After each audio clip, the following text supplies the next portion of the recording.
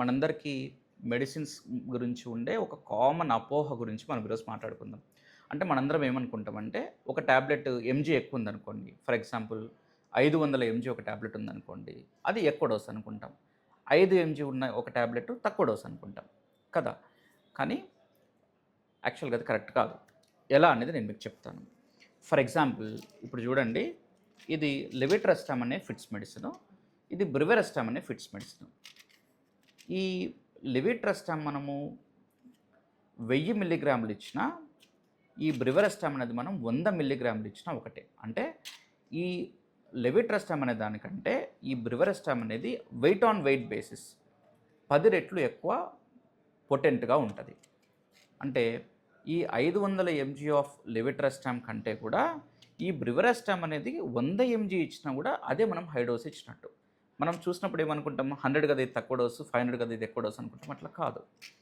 అట్లనే for example చాలామంది sugar patients కూడా వస్తుంటారు. మీకు డోస్ కొంచెం తగ్గిద్దామమ్మా అని తగ్గించినప్పుడు, సార్ ఇది 500 నెంబర్ కదా, ఈ టాబ్లెట్ ఎక్కువ డోసు, 5 ఎంజీ కదా ఇది తక్కువ డోసు అని అనుకుంటారు. సో ఇది మెట్ఫార్మిన్ అనే ఒక టాబ్లెట్ 500 ఎంజీ, ఇది గ్లిపిసైడ్ అనే ఒక టాబ్లెట్ 5 ఎంజీ. మనకు అర్థం కావాల్సింది ఏంటంటే, ఈ 500 ఎంజీ ఆఫ్ మెట్ఫార్మిన్ కంటే కూడా కేవలం 5 ఎంజీ ఆఫ్ గ్లిపిసైడ్ అనే టాబ్లెట్ వల్ల షుగర్ డౌన్ అయ్యే అవకాశం ఎక్కువ ఉంటుంది. కాబట్టి యాక్చువల్గా ఇదే ఎక్కువ డోస్ అయినట్టు.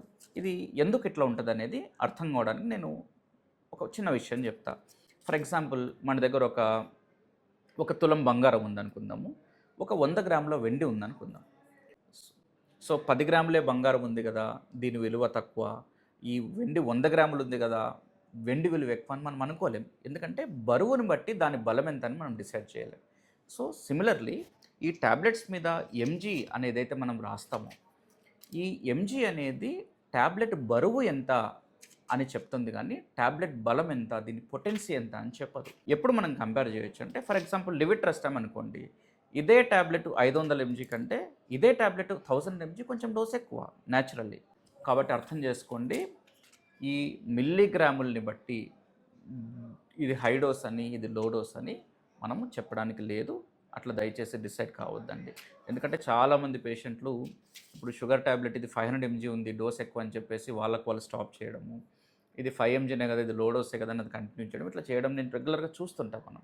ఇది షుగర్ టాబ్లెట్స్ కానీ, ఫిట్స్ టాబ్లెట్స్ కానీ, ఈవెన్ బీపీ టాబ్లెట్స్ కానీ, కొన్నిసార్లు 40 ఎంజీ ఉన్న బీపీ టాబ్లెట్ ఒకదానికంటే కూడా కేవలం 5 ఎంజీ ఉన్న ఇంకొక బీపీ టాబ్లెట్ ఎక్కువ పవర్ఫుల్ ఉండొచ్చు. కాబట్టి కేవలం వెయిట్‌ని బట్టి మిల్లీగ్రామ్ ఎంత ఉందనే దాన్ని బట్టి మనము హై డోసా, లో డోసా అని డిసైడ్ చేయడానికి లేదు.